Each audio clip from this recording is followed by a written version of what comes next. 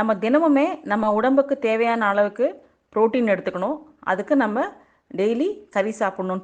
நம்ம தினமும் போய் கறி கடையில் வாங்கணும்னு அவசியம் இல்லை. ஒரு வாரத்துக்கான கறியை வந்து கடையிலேருந்து ஃப்ரெஷ்ஷாக வாங்கிட்டு வாங்க.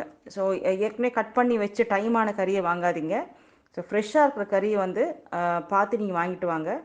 வாங்கிட்டு வந்துட்டு வீட்டில் நல்லா கழுவிடுங்க. நல்ல தண்ணி வச்சு நல்லா கழுவிடுங்க.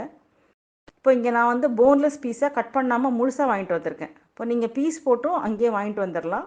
ஒரு நாளைக்கு உங்களுக்கு எவ்வளோ தேவைப்படுதோ அந்த அளவு வந்து ஒரு சின்ன சின்ன பாக்ஸில் போட்டு நீங்கள் ஃப்ரிட்ஜில் ஃப்ரீசர் மேலே இருக்கும் இல்லையா, அந்த ஃப்ரீசரில் நீங்கள் வச்சிடலாம்.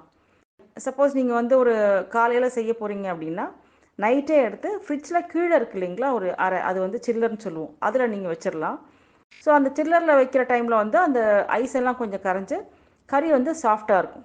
அந்த கறியை எடுத்து நீங்கள் வேணுன்ற மாதிரி சமைச்சிக்கலாம். நீங்கள் கறியை அப்படியே வைக்காமல் உங்களுக்கு தேவையான மசாலா போட்டு கூட இந்த மாதிரி சின்ன சின்ன டப்பாவில் போட்டு நீங்கள் ஃப்ரீசரில் வைக்கலாம். நான் முன்னாடி சொன்ன மாதிரி 8 மணி நேரத்துக்கு அந்த கறியை எடுத்து நீங்கள் சில்லரில் வச்சுட்டு அதுக்கப்புறமா நீங்கள் சமைக்கிறதுக்கு யூஸ் பண்ணலாம். ஃப்ரீசரில் வச்சுருக்கிற கறி வந்து 2 மாதம் வரைக்குமே நல்லாயிருக்கும்.